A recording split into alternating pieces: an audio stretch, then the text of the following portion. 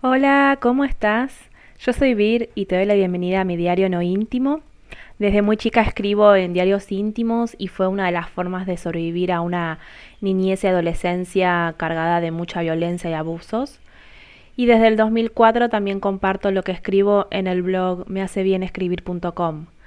Este podcast es una forma de visibilizar no solo lo que me pasó, sino el proceso en el que estoy transitando para resignificar mi historia, conectar conmigo misma, con mis emociones, deseos, poder sentirme bien y vivir la vida que desde niña sueño con tener.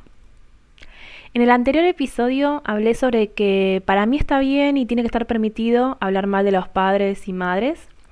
Y en este episodio quiero hablar un poco sobre las consecuencias que puede tener el haber tenido una crianza difícil con violencia de cualquier tipo y abusos. Ya lo dije en el episodio anterior, no es que hay un medidor de cuán grave es una situación que otra. Si vos siendo adulta o adulto percibís que hubo maltrato o destrato en tu niñez y que eso hoy te provoca emociones y malestar como angustia, vergüenza, ira, falta de confianza, de autoestima, espero que este episodio te ayude. Diario No Íntimo es el podcast donde comparto cómo la escritura me acompaña en el proceso de sanar un pasado violento y cruel y cómo me ayuda a resignificar mi historia. Todavía hoy, con casi 37 años, voy descubriendo consecuencias de haber sufrido desde muy niña violencia y abusos. Y me sorprendo porque llevo muchos años de terapia y muchos más años todavía de introspección a través de la escritura. Y me pasa que cada vez que digo, bueno, ya parece que no queda nada más por procesar, sácate, aparece algo nuevo. Que a ver, no es que me quejo, ni tampoco es algo que me moleste, sino que al contrario, hoy por hoy me genera satisfacción porque, por ejemplo, una de las cosas que le dije a mi pareja hace poco, que bueno, él me planteó el por qué estando tan bien hoy por hoy, sigo analizando y procesando el pasado que me produce emociones fuertes, ganas de llorar y como que revivo muchos recuerdos y situaciones muy dolorosas. Y yo le dije que no es que vivo en el pasado o que le escapo al presente, sino de que sigo analizando el pasado porque para de alguna manera integrar mi experiencia y mis recuerdos y entender mis actitudes y las decisiones que tomo actualmente. Porque, a ver, si pensamos que lo que nos pasó no nos puede limitar o no puede influir en nuestro presente, debo decirte que no, que lamentablemente sí lo hace. Y que haber tenido una niñez con violencia y abusos genera consecuencias, pero si bien, a ver, las heridas pueden tardar años en sanar e incluso, bueno, depende de cada persona, pero hay algunas que no van a sanar. Sí creo que es posible que al hacerlas consciente, o sea, al hacer consciente las consecuencias y mirar de frente esas heridas que tenemos, iniciamos como un proceso de sanación y autoconocimiento que nos va a permitir sentirnos bien, porque nos conectamos con nuestras emociones, nos entendemos, logramos tratarnos como nos hubiese gustado que nos traten, e incluso más. Hay algo que es difícil olvidarse cuando recibiste violencia física en la niñez. Y es ese momento en el que sabes que te están por pegar, que no es miedo lo que se siente, es terror. Y el terror es el miedo a la máxima expresión, o sea, es un miedo intenso y paralizante. En mi caso creo que ya lo conté, pero mi padre cuando me pegaba o cuando se enojaba, lo que él hacía era llamarme por mi nombre completo, que es María Virginia, y contaba de 1 a 3. Lo que él quería es que yo me acercara lo suficientemente cerca como para que pueda darme una cachetada o me agarre del pelo. O por ejemplo también había veces que me agarraba bien fuerte del brazo y me llevaba bien cerca de él. Me hablaba al oído, pero tipo un psicópata, como si fuese un asesino, y me decía un montón de cosas horribles y me amenazaba con todo lo que me podía pasar y lo que me podía hacer. Y era re difícil acercarme, porque Por más que yo sabía que si llegaba a 3 y yo no estaba ahí para recibir su golpe, él se iba a levantar de donde estaba y me buscaba por toda la casa para pegarme. Pero el pánico que me generaba ver esa cara que me miraba con odio no me permitía mover los pies para acercarme. Porque algo que también, bueno, con el tiempo era como que aprendí, era como que, bueno, si me acerco, me va a pegar, pero quizás es solo una cachetada o una trompada, y si no me acerco, lo voy a hacer enojar aún más, se va a levantar y va a ser una golpiza. Pero bueno, no me quiero ir por las ramas y tampoco hablar sobre temas que son del ámbito de la psicología, porque yo no soy psicóloga ni estudié psicología. Pero sí, bueno, tantos años de terapia me han dado recursos y herramientas y explicaciones por parte de mis terapeutas que, bueno, me ayudaron a entenderme cuando, o sea, todo lo que pasé en la niñez y bueno, ahora de adulta, ¿no? Em, el mecanismo de defensa que tuvo mi psiquis para afrontar lo que vivía fue el de la sobreadaptación. Es decir, hice un sobreesfuerzo para agradar a los demás, en este caso mi padre y mi madre, lo cual no fue fácil porque nunca entendí por qué. O sea, qué tenía que hacer para que me quieran y no me peguen o no me hagan vivir en un ambiente violento. O sea, no sabía, mejor dicho, nunca lo supe. Porque en sí es como si las reglas cambiaban todo el tiempo, ¿no? O si no había reglas. No importaba lo que hiciera, lo que no hiciera, cómo me vistiera, cómo hablara, qué cara pusiera. O sea, siempre el golpe era la respuesta o la... No sé si la respuesta, porque como digo, no es que yo hacía algo, pero era como, no sé, como si yo hubiese sido una bolsa de boxeo a la cual, bueno, sin importar los esfuerzos que yo hiciera para que me quieran, me usaron para desquitar sus frustraciones. Pero, por ejemplo, eso me hizo que yo me vuelva una persona perfeccionista, ¿no? Que vaya tipo atrás de la perfección cual zanahoria. No sé, la perfección era como la olla con monedas de oro al final del arco iris. Y al mismo tiempo, todo lo que viví me generó mucho miedo a las personas y miedo a generarles malestar a las personas. Por ejemplo, yo hace 2 años que empecé a permitirme a poner límites a las personas, sabiendo que esos límites iban a provocar malestar o frustración. Antes no podía hacerlo, o simplemente hacerlo o pensar que lo iba a hacer me significaba una crisis emocional. Y ni les cuento lo que era admitir un error. Porque, o sea, no es que crea que no puedo equivocarme o cometer errores. O sea, no va por ahí, no es que me creo perfecta. Sino por el miedo de que la otra persona descubra que me equivoqué y se enoje conmigo.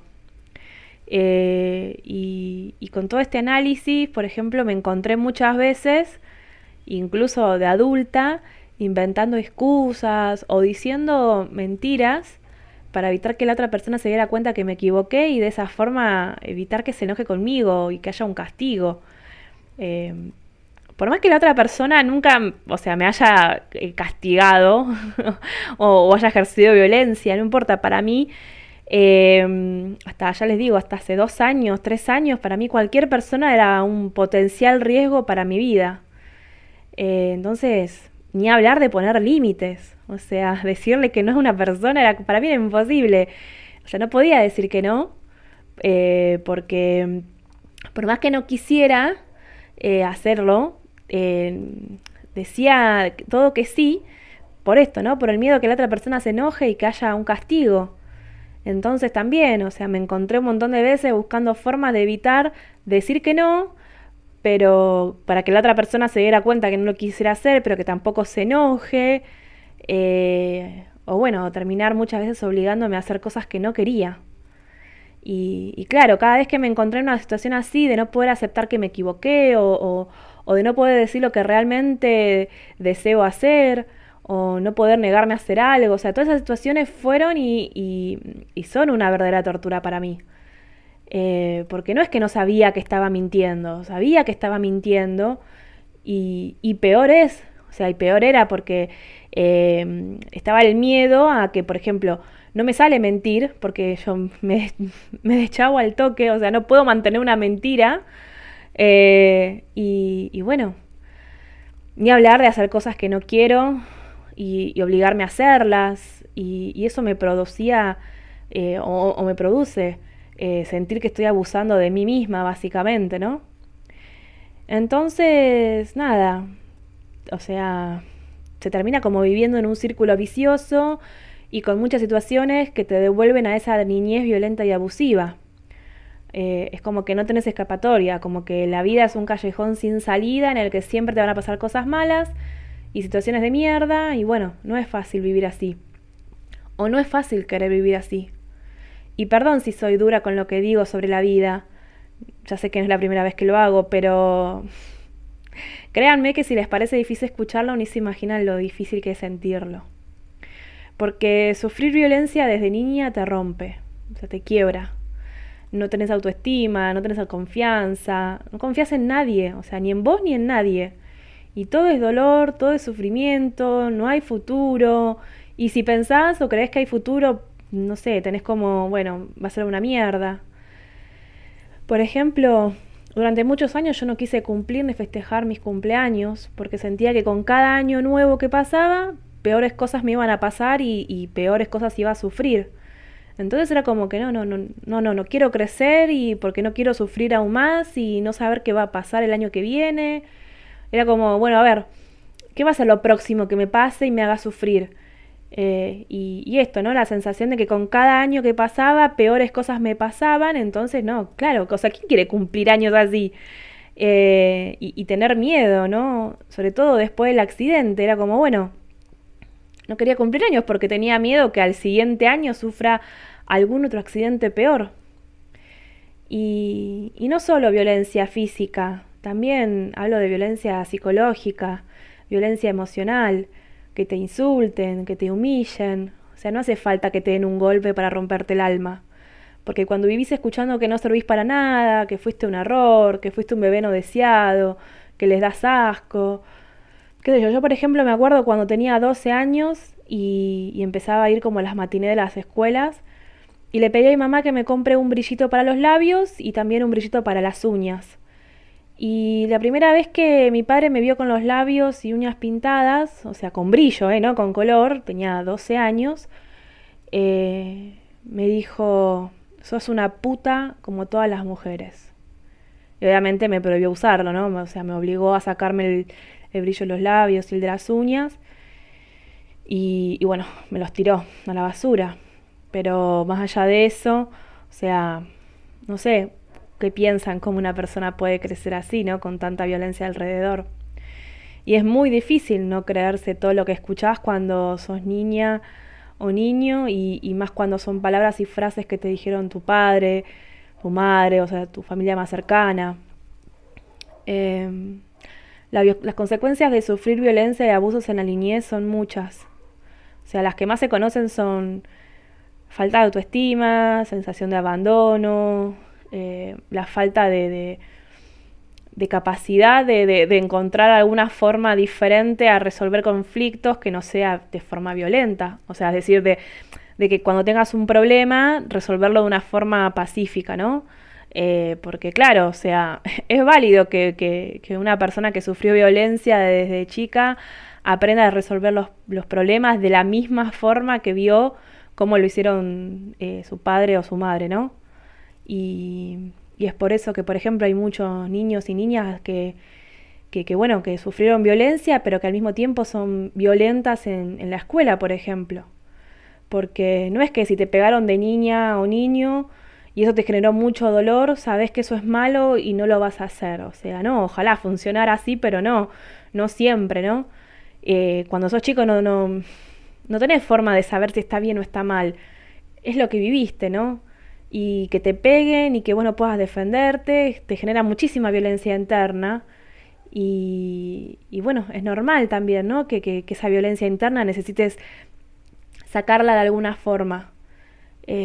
porque ya les digo, o sea, que te violenten te genera violencia interna y no solamente a tu padre o a tu madre, sino al mundo, a la vida, o sea, a todo. Otras consecuencias son la angustia, la ansiedad, la depresión, esto de tener que estar permanentemente en alerta cuando quien te golpea y te violenta está en el mismo lugar que vos, a pocos metros. O sea, aprendes a vivir a estar en estado de alerta continuo porque no sabes cuándo ni por dónde va a venir el próximo golpe, el próximo insulto. Y al mismo tiempo eso te genera muchísima angustia. De hecho, una de las cosas que hace poco también me animé a hablar fue de esto del comportamiento autodestructivo que tuve durante muchos años, sobre todo en la adolescencia que llegué a automutilarme. No es un tema fácil de hablar, la verdad, pero no voy a entrar en detalles porque, como digo, siempre quiero compartir mi experiencia, pero bueno, como no sé quién puede escucharme, no quiero como dar ideas, pero sí, por más que, por más loco que parezca, porque yo misma me lo planteé, o sea, durante todos estos años, cómo es que sufriendo tanto por los golpes de mi padre, al mismo tiempo yo me provocaba dolor físico. Era, ¿por qué? Y no es que sentía placer de hacerlo. Me dolía cuando lo hacía, pero era como una forma de, no sé cómo explicarlo bien, todavía es algo que estoy procesando, pero era como generar una distracción a mi mente. O sea, es como en cierta parte provocarme a mí misma, o mejor dicho, probarme a mí misma que yo también tenía ese poder de generarme dolor, que no era que solamente las personas lo podían hacer. Eh, y algo que todavía no conté ni mencioné, creo, y es que no solo me tocó sufrir una niñez de violencia de todo tipo dentro de mi casa, también sufrí abuso sexual a los 9 años y durante más de un año, no por parte de mi padre, sino de un conocido de la familia, o sea, el hijo de un amigo de mi padre. Pero bueno, no me siento muy fuerte como para hablar de esto ahora.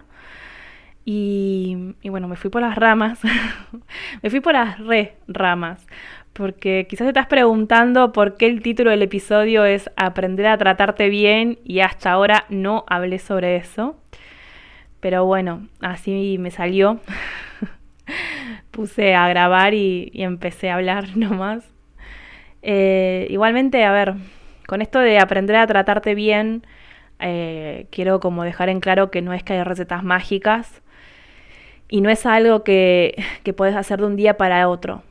Hasta es difícil creer que podés tener una relación así con vos misma, ¿no? Yo durante muchos años, o sea, como digo, hasta hace 2 años, odiaba mi cuerpo y porque lo culpaba de ser como la vía de sufrir mucho dolor. O sea, re loco, ¿no? Porque es como sentía que mi cuerpo era algo que está... No sé cómo explicarlo, o sea, como que mi cuerpo estaba separado de mí y mi cuerpo lo odiaba porque, o sea, gracias a él, gracias entre comillas, ¿no? A mi cuerpo sufrí muchísimo. Y es como, bueno, vos y tu cuerpo son una misma persona. Me costó muchísimo entenderlo. Pero bueno. Y algo que escuché, se lo escuché decir a señorita Bimbo, que es una actriz argentina, que por lo menos hay que empezar con no odiarse. O sea, eso ya es muchísimo.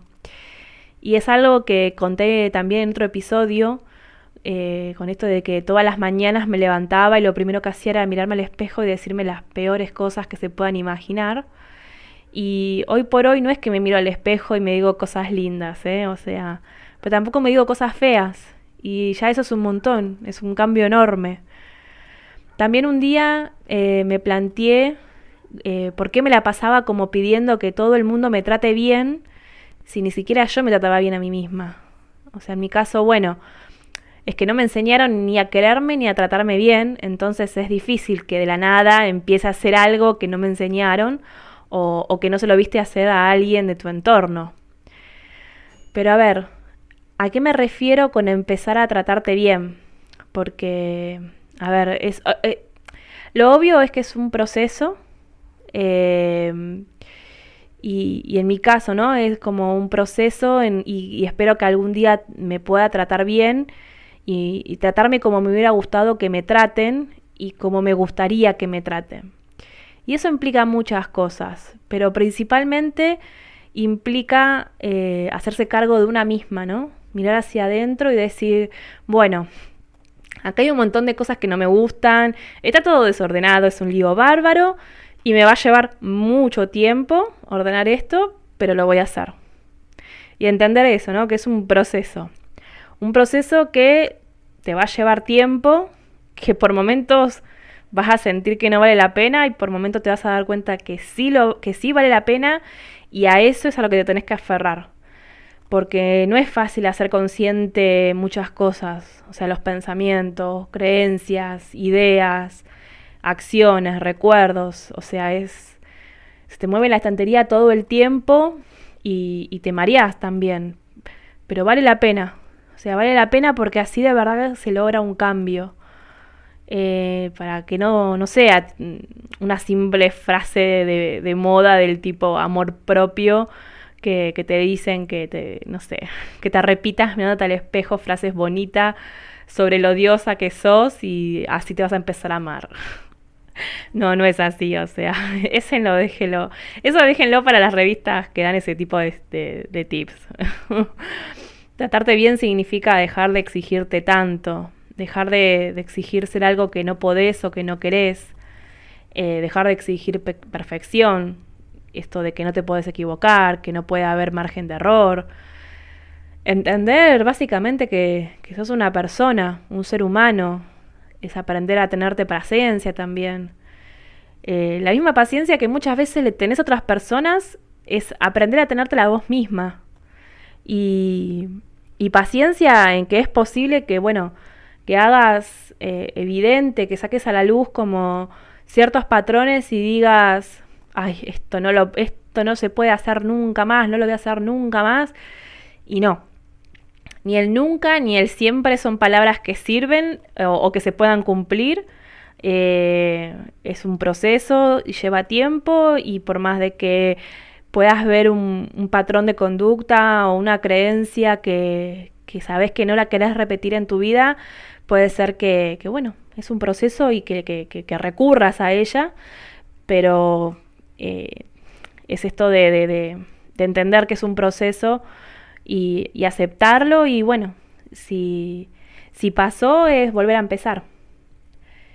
Como dije en los anteriores episodios, yo me apoyé muchísimo en la escritura terapéutica y también en la automática para lograr llegar como a esas acciones, a esas palabras, esos discursos que me hacen mal y que quiero dejar de repetir. Así, por ejemplo, me di cuenta que siempre ponía a los demás antes que mis deseos por miedo a que se enojen y haya una represalia. Y no les voy a mentir, me enojé. Me enojé porque fue como decir, pero pará, si la otra persona dice que es tu amiga o dice que te quiere o lo que fuera y se enoja con vos porque no cumplís sus expectativas, o sea, ¿qué te importa? ¿Realmente querés una persona así en tu vida? Y no. Pero entonces, bueno, nada. Era como hay que empezar a también a dejar de tener miedo a no satisfacer al resto y que bueno, que si se enojan y hay que empezar a priorizarte, qué es lo que vos querés, ¿no? O sea, qué es lo que yo quiero decir. Sí, a veces va a pasar que me van a escuchar que hablo de mí en tercera persona, pero no, o sea, no se preocupen, no es un trastorno ni nada, bueno, es un recurso que utilizo porque también lo hago en la escritura muchas veces. Al escribir sobre mí, pero imaginándome de otra forma, o como protagonista de un cuento, eh, hablo en tercera persona y bueno, por eso a veces cuando hablo me pasa lo mismo. Y, y con lo que estaba diciendo antes, esto de que las personas se puedan enojar cuando empiezas a poner límites y empiezas a priorizarte, bueno, si con este cambio de actitud perdés personas por los motivos que fueran y bueno, no tenía que ser, no tenía que seguir esa relación, pero y listo, no se sabe qué va a pasar en un futuro tampoco, pero hay que seguir adelante, ¿no? Otra forma de tratarte bien es cuidarte y también es un tema difícil porque eh, cuando no te, o sea, cuando no te cuidaron de chica, sino al contrario, atentaron contra tu salud física y mental, eh, y ves que otras personas sí tienen a su alrededor personas que la tratan bien y las cuidan, y desear tener lo mismo. Bueno, a mí me pasó muchas veces de tener amigas y compañeritas del colegio y si iba a su casa a tomar la merienda, ver cómo su madre o sus padres las trataban bien. Eh, Nada, me generaba mucho dolor y por más que me cueste por más que me cueste asumirlo porque no me gusta, pero bueno, también me generaba envidia, porque lo voy a mentir, porque voy a mentir, pero lo bueno es que aprendí que no hace falta que te obligues a tener una relación con tu padre o tu madre para sentir que te cuidan o te tratan bien. O sea, no hace falta porque podés hacerlo vos misma, para vos misma, ¿no? Y eso se conoce como maternarte, que es justamente cuidarte a vos misma o cuidarte a vos mismo, haciendo cosas de mamá, y lo estoy haciendo comillas por más que no me vean, también es hacer cosas de papá, pero por vos misma, ¿no? Y es re lindo y es re lindo hacerlo. A mí algo que aprendí y que estoy aprendiendo en los últimos años es a tener compasión conmigo misma. No la tenía, era pero súper cruel conmigo. Pero bueno, no me enseñaron a ser compasiva conmigo mismo, así que al contrario. Por ejemplo, siempre tuve en la mente como una imagen de verme sentada, abrazando mis rodillas en un rincón y llorando desconsoladamente y que nadie me venga a abrazar ni a decirme, bueno, lo siento, algún día todo esto va a mejorar. Y un día me di cuenta que esa imagen, que cada vez que me aparecía en la mente me producía un pinchazo en el corazón, le podía sumar mi yo de ahora, o sea, mi yo adulta, entrando y abrazando a esa nena. Y diciéndole que sí, que es difícil pensar que más adelante todo va a mejorar, pero que así va a ser. Y abrazarla, abrazarme bien fuerte. Y desde que empecé a tener esa imagen de yo misma abrazándome, cada día, cada semana y cada mes, es un paso más que doy y es hermoso. Y ojo que tener compasión por vos misma no significa tenerte lástima. Porque también muchas veces me pasa que me veo a mí misma y todo, y por todo lo que tuve que pasar y siento lástima, ¿no? Pero en vez de retarme o tratarme porque siento lástima, estoy aprendiendo a tenerme paciencia y me digo a mí misma que mejor que lástima es tenerme compasión. Pero me lo digo bien, ¿eh? O sea, no con la forma que aprendí a los gritos e insultos. Por años decía que el mundo y las personas sean amables conmigo misma y entendí que no tenía que esperar de los demás, o mejor dicho, que era mejor, que es mejor ser para mí misma la persona que siempre quise tener a mi lado. Es decir, ser el padre que me hubiera gustado tener, ser la madre que me hubiera gustado tener, ser todas esas personas que por algún motivo no fueron amables conmigo o no hicieron cosas que considero que deberían haber hecho para evitar todo el daño que sufrí. Y conocer cuáles son mis emociones y empezar a ponerle nombre y apellido, dirigirlas a quien corresponde, dejar de castigarme por no haber actuado de determinada manera frente a cada situación que viví. Porque claro, o sea, es muy fácil juzgar a la Vir de hace 30, 20 o 10 años con la edad que tengo ahora. Entonces, esto es tratarte bien, no juzgarte, no reclamarte, no echarte la culpa de lo que te pasó, no insultarte. Y aunque no lo parezca, por lo menos a mí, es la parte más difícil. O sea, a mí me resulta difícil porque no sé si les pasa a ustedes, pero la primera que me equivoco con algo, lo primero que pienso o digo en voz alta es, uy, qué boluda, o uy, qué tonta. Y no, no soy ni boluda ni tonta por equivocarme. Soy una persona que está aprendiendo y bueno, justamente aprendiendo a dejar de tener un diálogo interno negativo, aprendiendo a dejar de tener a tener miedo a mis pensamientos o a entender mis pensamientos, a dejar de tener miedo a mis emociones, a aprender a llorar cada vez que lo necesito.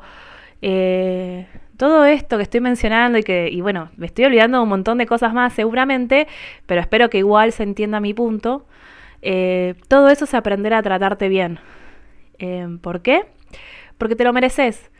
No importa qué te haya pasado, qué te hayan hecho, cómo hayas salido de todo eso, nada te define y nada justifica que te trates mal. Al contrario, mereces que te pasen cosas buenas y que te trates bien. Bueno, por hoy dejamos acá. Si te gustó este episodio y querés seguir escuchando los próximos, acordarte de suscribirte en la plataforma en la que estás escuchando este episodio ahora. También quiero recordarte que en mi blog, mehacebienescribir.com, hay ejercicios y herramientas de escritura terapéutica para conocerte y conectar con tus emociones. Y que si querés, podés contarme qué te pareció lo que escuchaste en este episodio. En el link que dejo en la descripción a mi blog, podés dejar tu comentario. O si no, también en Instagram, en Me Hace Bien Escribir. Y también te invito, si querés, a sumarte a mi canal de Telegram. También lo buscas como Me Hace Bien Escribir.